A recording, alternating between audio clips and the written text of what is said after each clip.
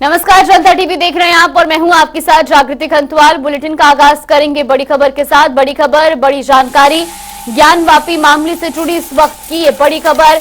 Supreme court ने ज्ञानवापी मामले पर बड़ा आदेश जारी किया है। मामले में यथास्थिति बनाए रखने के आदेश जारी किए गए हैं। मस्जिद और तहखाने के रास्ते अलग अलग है। साथ ही सीजीआई ने कहा कि दोनों की पूजा में कोई बाधा नहीं होगी। मामले पर पूरी स्पष्टता चाहिए। ये बड़ी खबर, बड़ी जानकारी आपको बता रही, जहां सुप्रीम कोर्ट ने ज्ञानवापी पर बड़ा आदेश जारी किया है और साथ ही साथ आपको बता दें कि यथास्थिति को बनाए रखने के लिए आदेश जारी किए गए हैं।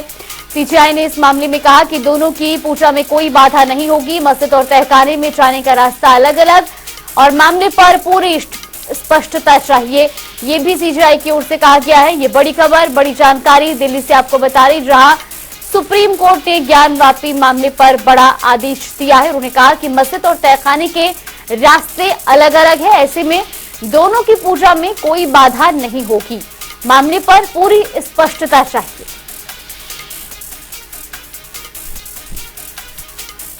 तो ये बड़ी खबर, बड़ी जानकारी आपको बता रही, ज्ञानवापी मामले से जुड़ी ये बड़ी खबर, जहां मामले पर सुप्रीम कोर्ट ने आदेश दिया है। दरअसल सुप्रीम कोर्ट ने अपने आदेश में कहा है कि दोनों की पूजा में कोई बाधा नहीं होगी, क्योंकि मस्जिद और तहखाने के रास्ते अलग अलग। ऐसे में उन्होंने ये भी कहा है कि इस पूरे मामले पर पूरी स्पष्टता चाहिए। ये बड़ी खबर, बड़ी जानकारी दिल्ली से।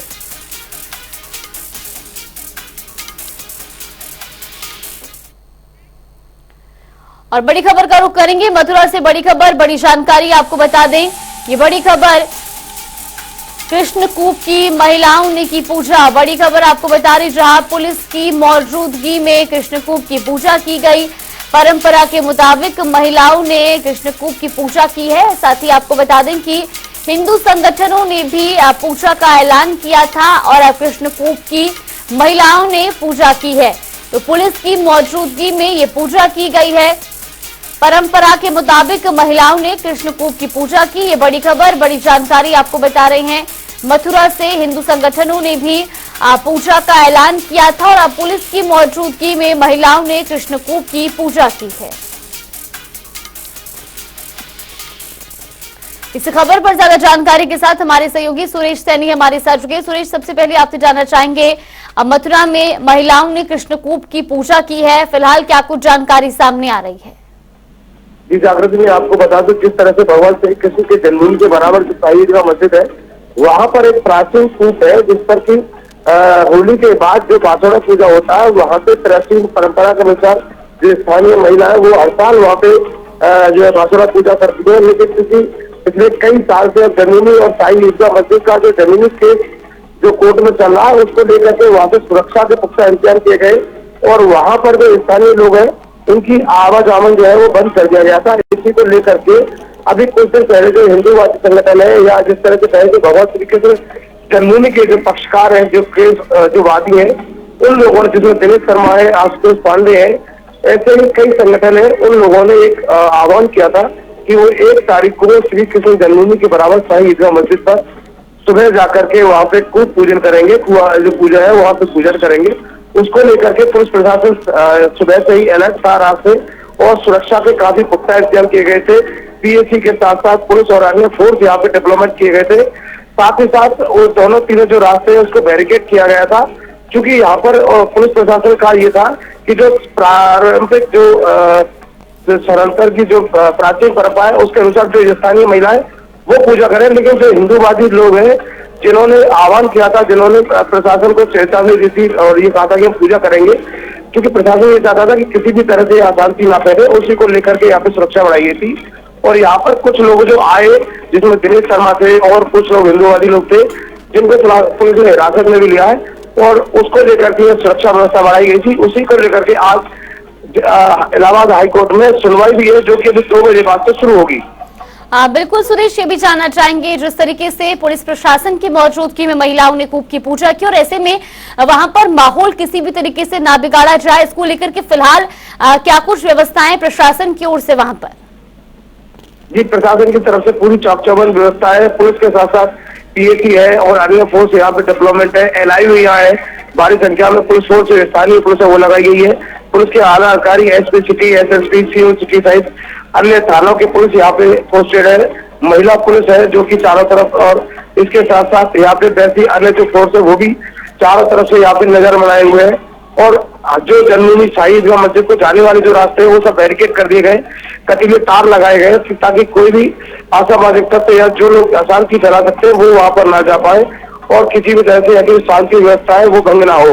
इसको लेकर के सुबह से पुलिस काफी मुस्तैद है और पूरी नजर वहां बनाई हुई है, क्योंकि जिस तरह से लगभग यहाँ पे आधा दर्जन से अधिक इस तरह के लोग, हिंदूवादी जो लोग थे, वो वहां जाने की प्रयास कर रहे थे, वहां पर जाने की, कूद पर जाने की, जिनको पुलिस ने हिरासत में ले लिया और उनको अभी नजरबंद किया गया है। बिल्कुल, बहुत बहुत धन्यवाद सुरेश आपका हमारे साथ जुड़ने के लिए और तमाम जानकारी हम तक पहुंचाने के लिए। बड़ी खबर आपको बता रही, जहां मथुरा में परंपरा के मुताबिक महिलाओं ने कृष्ण कूप की पूजा की और इस दौरान जहां भारी पुलिस बल भी वहां पर मौजूद रहा। फिलहाल किसी भी तरीके से माहौल ना खराब हो, इसको लेकर के भी पुलिस की पैनी नजर बनी हुई है और वहां पर भारी पुलिस बल अभी भी तैनात है।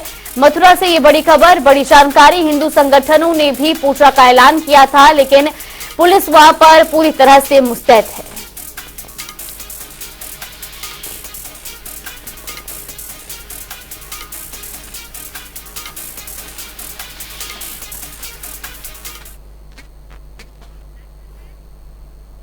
तो वहीं मुख्यमंत्री योगी आदित्यनाथ हाथरस पहुंचे और इस दौरान बीजेपी कार्यकर्ताओं ने उनका जोरदार स्वागत किया। आपको बता दें, इसके बाद मुख्यमंत्री प्रबुद्ध सम्मेलन में शामिल हुए, जहां उन्होंने जनसभा को संबोधित करते हुए बताया कि यूपी में 80 करोड़ लोगों को फ्री में राशन और बेटी हो या व्यापारी सभी को सुरक्षा मिली है। साथ ही मुख्यमंत्री ने कहा कि बिना भेदभाव योजनाओं का सभी समाज वर्ग के लोगों को लाभ मिल रहा है।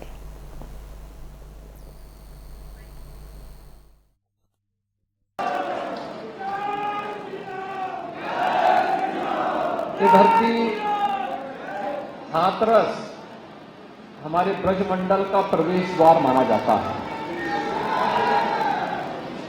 और जब मैं इस पूरे क्षेत्र की बात करता हूं तो मुझे कुछ चीजें बहुत अच्छी लगती हैं। जिस कार्य को प्रधानमंत्री मोदी जी ने 2020 में आत्मनिर्भर भारत की बात कही, वह आत्मनिर्भरता इस क्षेत्र के लोगों ने हाथरस, कासगंज, अलीगढ़, मुरादाबाद, आगरा, मथुरा, यहां के लोगों ने सैकड़ों वर्ष पहले उस आत्मनिर्भरता के लक्ष्य को प्राप्त कर लिया था और वह उसके मैं उदाहरण आपके सामने दूंगा। जब हमने प्रदेश में प्रत्येक जनपद की उत्पाद को प्रोत्साहित करने के लिए वन डिस्ट्रिक्ट वन प्रोडक्ट की अपनी नीति बनाई, तो उसके पीछे अलीगढ़ का हार्डवेयर था, उसके पीछे मुरादाबाद के पीतल की कारीगरी थी, उसके पीछे आपके हाथरस की हींग भी प्रोसेसिंग के लिए कार्यक्रम उसके पीछे था, उसके पीछे फिरोजाबाद का ग्लास की आइटम भी थी। ये सभी चीजें थी, यानी हस्तशिल्प और हुनर हमारे डीएनए का हिस्सा था और यहां पर आत्मनिर्भरता के लक्ष्य के माध्यम से सामाजिक स्वावलंबन का जो उदाहरण यहां के आपके पूर्वजों ने प्रस्तुत किया वो अत्यंत अभिनंदनीय है। मैं उन सबको भी नमन करता हूं। बहनों और भाइयों, ये प्रबुद्ध सम्मेलन है, इसमें धर्माचार्य भी हैं, शिक्षक भी हैं, चिकित्सक भी हैं, अधिवक्ता भी हैं, व्यापारी भी हैं, अलग अलग तबके से जुड़े हुए प्रबुद्ध जन हैं जो समाज के अलग अलग तबके को नेतृत्व देते हैं। और चुनाव शुरुआत करने के पूर्व हम लोगों ने प्रबुद्ध जनों को इसीलिए आह्वान करने के लिए आप आए हैं कि आप लोग चुनाव की बागडोर अपने हाथों में लेकर के और उत्तर प्रदेश का जो लक्ष्य है उसके अनुरूप परिणाम देने के लिए मोदी जी को उत्तर प्रदेश की 80 मनकों की हार को उपलब्ध कराने में आपका योगदान बन सके, इसके लिए हाथरस।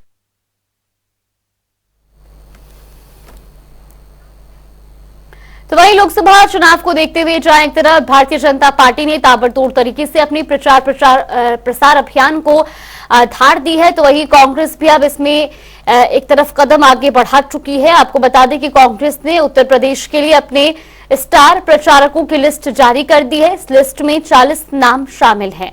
आपको बता दें कि लोकसभा चुनाव के पहले चरण में 19 अप्रैल को मतदान होना है। उत्तर प्रदेश के भी 8 सीटों पर पहले चरण में मतदान है, जिसको लेकर के अब पार्टियां अपना प्रसार अभियान भी तेज कर चुकी हैं।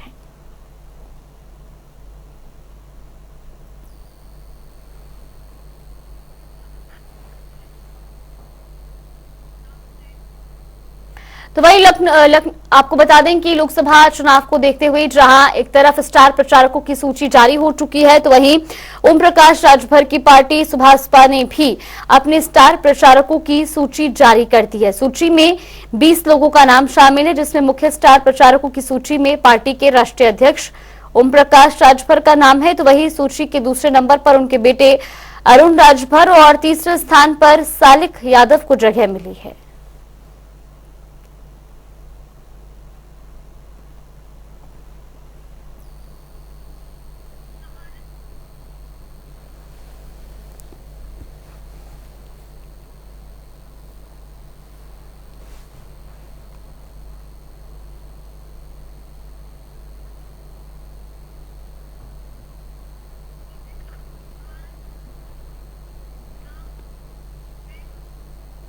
तो वही देवबंद में बीजेपी ने सम्मेलन का आयोजन किया। आपको बता दें कि इस सम्मेलन में जहां बीजेपी कार्यकर्ता मौजूद रहे, तो वहीं इस बूथ सम्मेलन में डिप्टी सीएम केशव प्रसाद मौर्य शामिल हुए और इस दौरान उन्होंने विपक्ष पर जमकर निशाना साधा। उन्होंने कहा कि देश को कांग्रेस मुक्त भारत और उत्तर प्रदेश को सपा बसपा मुक्त प्रदेश चाहिए। इसके साथ ही उन्होंने प्रदेश में 80 और देश में 400 सीटों के साथ एक बार फिर से मोदी सरकार बनने की बात कही है।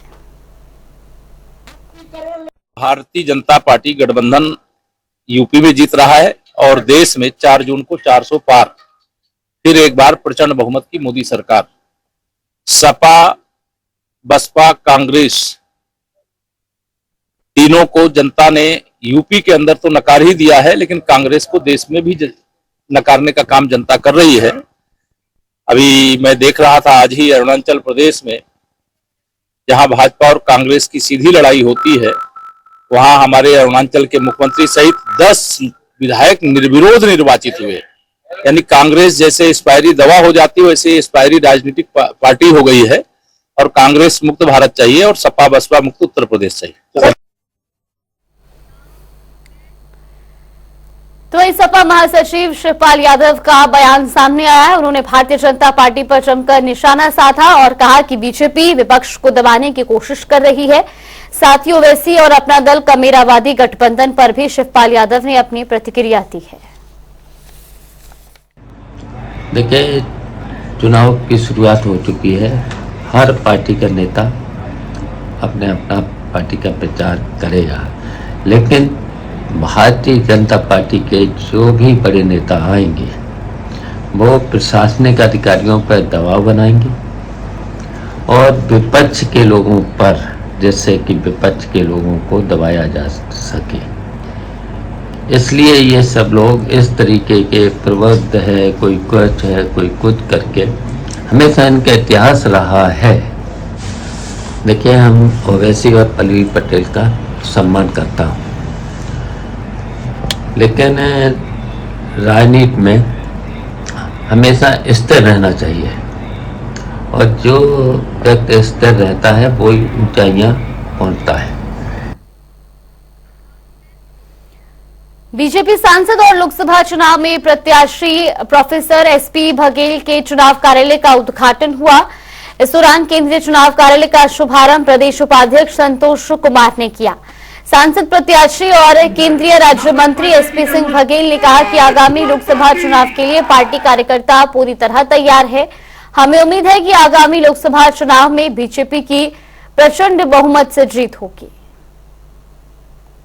बहुत ही प्रसन्नता का विषय है कि आगरा लोकसभा के केंद्रीय चुनाव कार्यालय का उद्घाटन भारतीय जनता पार्टी के प्रदेश उपाध्यक्ष और सदस्य विधान परिषद श्री संतोष सिंह जी के करकमलों के द्वारा हुआ है, जिसमें आज आगरा के सभी 9 विधायक, सांसद नवीन जैन साहब, मेयर साहिबा, जिला पंचायत अध्यक्ष और जलेसर के विधायक संजीव देवाकर, आगरा लोकसभा के सभी सदस्य विधान परिषद, सभी लोग उपस्थित हैं और प्रमुख नेता भारतीय जनता पार्टी के हैं और ये कल से यहाँ से चुनाव का संचालन होगा।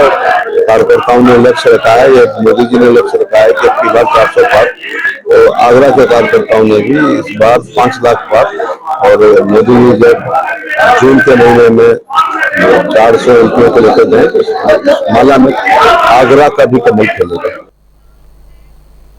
तो वही आचार्य प्रमोद कृष्णम का बड़ा बयान सामने आया है। दरअसल उन्होंने कहा कि जब माल साथ आता है तो कई समस्याएं भी लाता है। साथ ही उन्होंने सवाल करते हुए कहा कि कांग्रेस को जो सैकड़ों करोड़ों का नोटिस मिला है, आखिर उसके पीछे की वजह क्या है? माल आता है तो कई तरह की समस्या भी साथ लाता है। ये तो कांग्रेस के नेताओं को बताना चाहिए कि इतना सारा सैकड़ों करोड़ रुपए का जो उन्हें नोटिस मिला है, तो आखिर क्यों मिला है? तो इसका जवाब तो कांग्रेस पार्टी के नेता देंगे।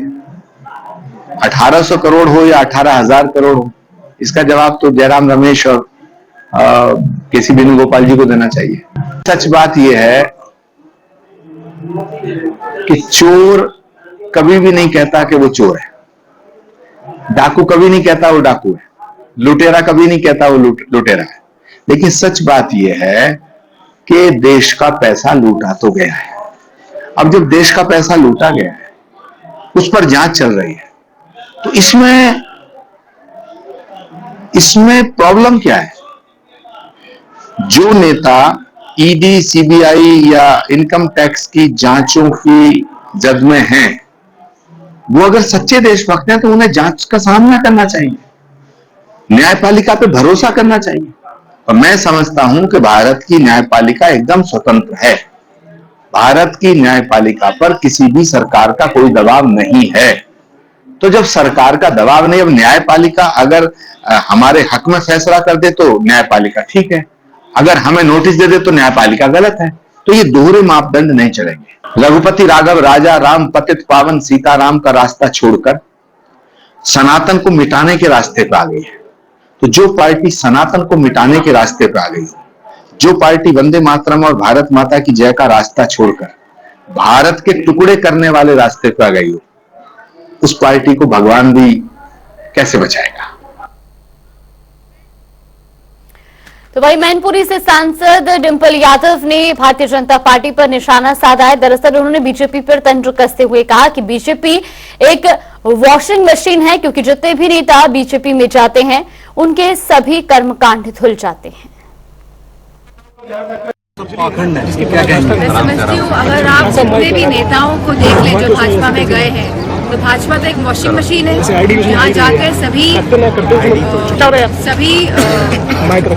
नेता भाजपा में जाते हैं उनके जितने भी कर्म और कांड होते हैं सब मिल हो जाते हैं और वो एकदम स्वच्छ होके निकलते हैं। तो मेरा मानना है कि ऐसी भाजपा जो प्रोपेगेंडा के थ्रू ही पूरा काम कर रही है, जो धरातल में लोगों की समस्याओं का कोई निवारण नहीं कर रही है, इस सरकार के बारे में जितना कहें उतना कम है। मैडम, पल्लवी पटेल और ओवैसी आज प्रेस कॉन्फ्रेंस करने, गठबंधन प्रेस कॉन्फ्रेंस करने वाले हैं, दोनों एक साथ हो गए हैं। ये अच्छी बात है, अगर प्रेस कॉन्फ्रेंस कर रहे हैं तो करें प्रेस कॉन्फ्रेंस। अलग से चुनाव लड़ने जा रहे हैं, 2 सीटों पर स्वामी प्रसाद मौर्य अलग से चुनाव लड़ने जा रहे हैं। गठबंधन को क्या नुकसान पहुंचा? बहुत अच्छी बात है, क्योंकि भारत एक लोकतांत्रिक देश है और सभी को चुनाव लड़ने का, अपनी पार्टियों को लड़ाने का पूरा हक है। तो वही मथुरा चतुर्वेदी मंडल ने होली मिलन कार्यक्रम समारोह का आयोजन किया, जहां चतुर्वेदी समाज के तमाम लोग और महिलाएं, बच्चे कार्यक्रम में शामिल हुए। बच्चों और कलाकारों को पुरस्कार भी दिया गया। तो वहीं आपको बता दें कि लखनऊ में चतुर्वेदी समाज हर साल होली मिलन समारोह का आयोजन करता है। सामाजिक कार्यक्रम है हमारा, साल का एनुअल डे के रूप में हम लोग मनाते हैं, जिसमें पूरा समाज एकत्रित होता है। बच्चे सांस्कृतिक प्रोग्राम करते हैं, महिलाएं प्रोग्राम करती हैं और लोग हमारे होली गायन प्रसिद्ध है ब्रजभाषा में, वो करते हैं। तो वही प्रधानमंत्री की आयुष्मान योजना को पंख देने वाले आयुष्मान मित्रों पर बड़ा संकट आ गया है। दरअसल प्रदेश भर के ज्यादातर आयुष्मान मित्रों की सेवा समाप्त हो चुकी है। कई जिलों में सीएमओ और अस्पताल के अधीक्षक ने आयुष्मान मित्रों को कंप्यूटर और अन्य सामान कार्यालय में जमा कराने के आदेश भी दिए हैं, जिससे आयुष्मान मित्रों में रोष का माहौल है।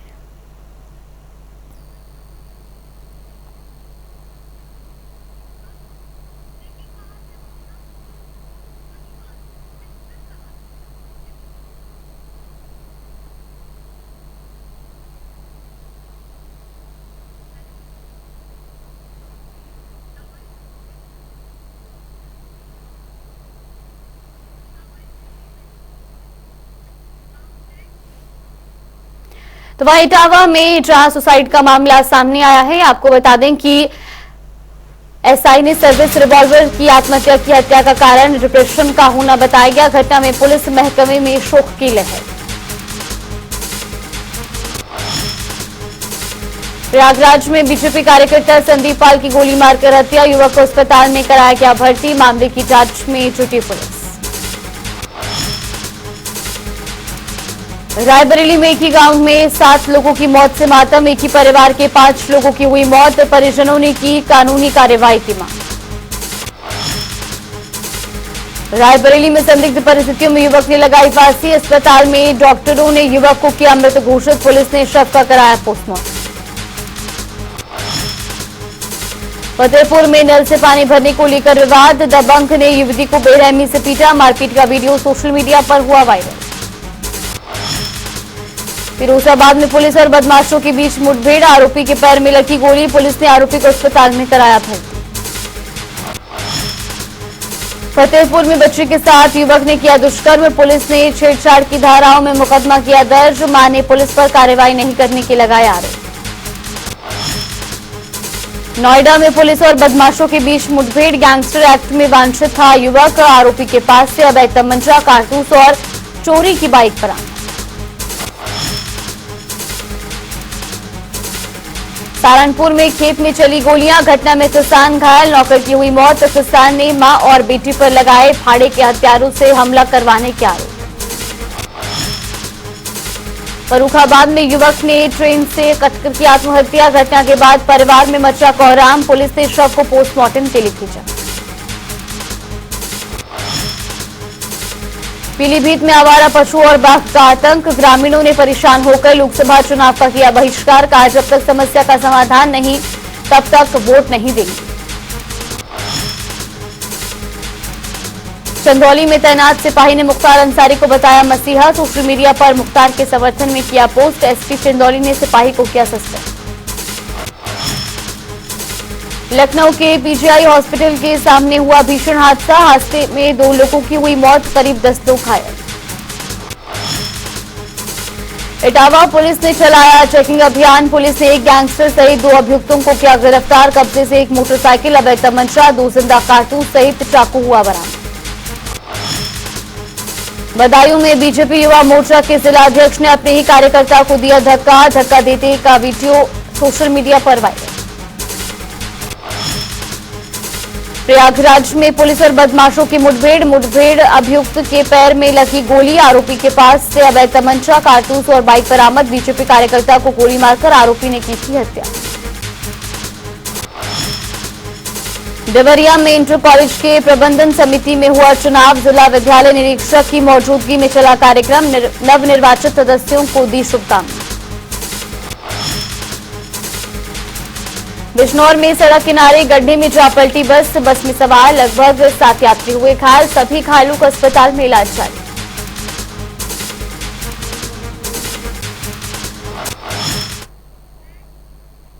चलिए बुलेटिन में फिलहाल के लिए बस इतना ही। यहाँ पे रुकते हैं एक छोटे से ब्रेक के लिए।